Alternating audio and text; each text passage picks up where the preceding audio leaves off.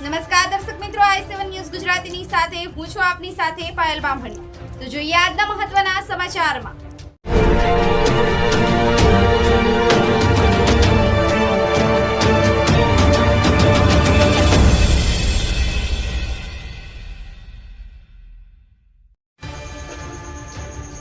આમ આદમી પાર્ટીના ગુજરાત રાજ્યના કાર્યકારી પ્રદેશ અધ્યક્ષ અને ડેડિયાપાડાના ધારાસભ્ય ચૈતર વસાવા ફતેપુરાની મુલાકાત। ફતેપુરા તાલુકા પંચાયત અને ભાજપા ઉપર કર્યા આકરા પ્રહારો।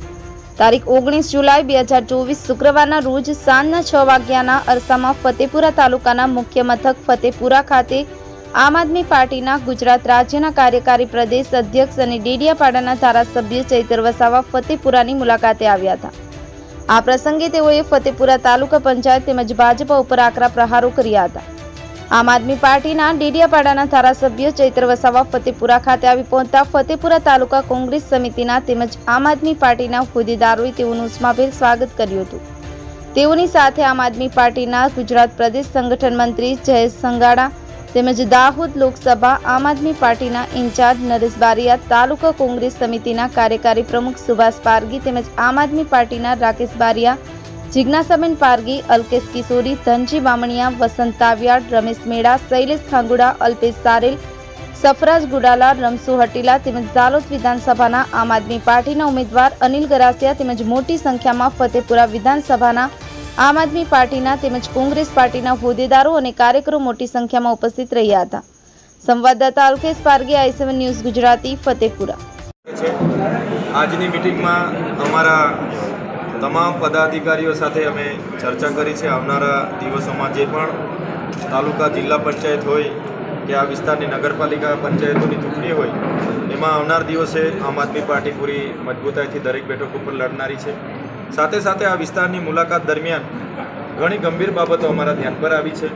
આ વિસ્તારમાંથી વર્ષોથી સરકારમાં રહીને અહીં વિસ્તારના જસવંતસિંહ ભાંભોરજી હોય, કુબેર ડિંડોરજી હોય કે બચુભાઈ ખાબડ હોય, અનેકવાર એ લોકો રાજ્ય અને કેન્દ્રના મિનિસ્ટરમાં એમણે પોતે રહેલા હોવા છતાં આજે પણ દાહોદ જિલ્લો આખા ગુજરાતમાં અતિ પછાત છે, આખા દેશમાં અતિ પછાત છે અને અતિ પછાત જિલ્લામાં અનેક પ્રકારની કરોડો અબજોની ગ્રાન્ટો આવે છે, છતાં એ ગ્રાન્ટો પર આજે ગ્રાઉન્ડ પર કોઈ જગ્યાએ કામો નજરે પડતા નથી। આપ સૌ અહીંયા જોયું હશે, દાહોદમાં આજે પણ પ્રભારી મંત્રી તરીકે આપણા ગુજરાતના શિક્ષણ મંત્રી કુબેર ડિંડોરજી પોતે આદિજાતિના મંત્રી પણ છે, છતાંય દાહોદમાં 108 શાળા એવી છે જ્યાં એક જ શિક્ષક છે। એવી જ રીતના અહીંની એકલવ્ય મોડલ શાળાઓમાં જે રાજ્ય બહારના શિક્ષકોની ભરતી થઈ છે, જેના કારણે ગુજરાતી મીડિયમની 9, 10, 11, 12 ધોરણના વિદ્યાર્થીઓને ભણવામાં ખૂબ જ તકલીફો પડે છે। અહીંયા જેટલી પણ આશ્રમ શાળાઓ છે એ આશ્રમ શાળાઓમાં આજે પણ તમે જોશો તો જે વખતનું જે જમવાનું મેનુ હતું, સાંજે કઠોળ ને રોટલા, સવારે દાળ ભાત, એ જ મેનુથી એ જ સુવિધામાં આજે અમારા બાળકો ભણે છે। એટલા માટે શિક્ષણની વાતો આપણે કરીએ છીએ વિશ્વગુરુ બનવાની, પણ આજે દાહોદ જિલ્લાની પરિસ્થિતિ ખૂબ જ ગંભીર છે। સાથે સાથે આ જિલ્લામાં નલ સે જલના નામો કરોડો રૂપિયાના બિલો બની ગયા, પેમેન્ટો ચૂકવાઈ ગયા, પણ નલ સે જલમાં આજે એક પણ ગામમાં પાણી આવતું નથી। પાણી પુરવઠાની યોજનાઓ, ઉદ્વહન સિંચાઈની યોજનાઓ કરોડોની બની ગઈ, આજે ખેડૂતને પાણી મળ્યું નથી। આજે મનરેગામાં મટીરિયલ સપ્લાય કરવાના નામે આ ભાજપના નેતાઓ ગીર સોમનાથથી જલારામ એન્ટરપ્રાઇઝ કરીને એજન્સી લાવ્યા, એક પણ પંચાયતમાં એજન્સીએ મટીરિયલ નાખ્યા વગર 600 કરોડનું દાહોદ જિલ્લાના ચૂકવણા ગયા વખતે થઈ ગયા। આદિ આદર્શ ગ્રામમાં અહીંયા 100 કરોડનું ગ્રાન્ટ આવી ચાલુ વર્ષે, એ 100 કરોડમાં એક પણ પંચાયત પર આયોજન લેવામાં નથી આવ્યું। બારોબાર એજન્સી અધિકારીઓ અને નેતાઓ દ્વારા આયોજન કરીને એનો હવાલો કરી દેવામાં આવ્યો છે। એવી રીતના વન વિભાગમાં જે બજેટ આવ્યું એમાં અહીંના અધિકારીઓ પર દબાણ ઊભું કરવામાં આવ્યું।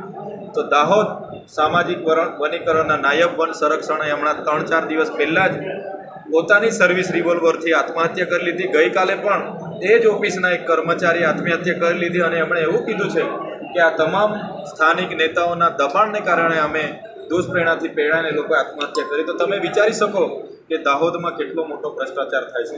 એમાં ફતેપુરા તાલુકામાં નાણાં પંચ હોય, ગુજરાત પેટર્ન હોય, વિકાસશીલ તાલુકાની જોગવાઈ હોય, 15% તાલુકાની જોગવાઈ હોય કે એક્ટિવિટી હોય, તમામમાં આજે પણ 40% કામો ગ્રાઉન્ડ પર સ્થળ પર થયા નથી અને બારોબાર બિલો ટકાવારીઓ લઈને મંજૂર કરી દેવામાં આવ્યા છે. ત્યારે અમારા તમામ પદાધિકારીઓને અમે હાકલ કરી છે, આવનાર દિવસોમાં તમામ માહિતીઓ બહાર લાવીશું અમે અને એ માહિતીઓને લોકો સમક્ષ ઉજાગર કરીશું અને જે પણ લોકો, જે પણ અધિકારી, નેતાઓ અને જે પણ એજન્સી જવાબદાર હોય એના પર કાયદેસરની કાર્યવાહી કરવામાં આવશે, અમે કરાવીશું. દાહોદમાં નકલી કચેરીઓ પકડાઈ, નકલી અધિકારીઓ પકડાયા, માત્ર ને માત્ર આજે અધિકારીઓ પર જ કેસ કરવામાં આવ્યો, પણ અધિકારીઓના નિવેદનો એવા લખાવ્યા છે એમણે, આ નેતાના કહેવાથી અમે આ કર્યું છે, છતાંય આજે એક પણ નેતાને જેલમાં નથી મૂકવામાં આવ્યા. એ ઉજાગર કરવાનું પણ કામ આવનારા દિવસોમાં આમ આદમી પાર્ટી કરશે. મતલબમાં દાહોદની જનતા હોય કે ફતેપુરાની જનતા હોય, જનતાને એમના પ્રશ્નોને ન્યાય આપવાનું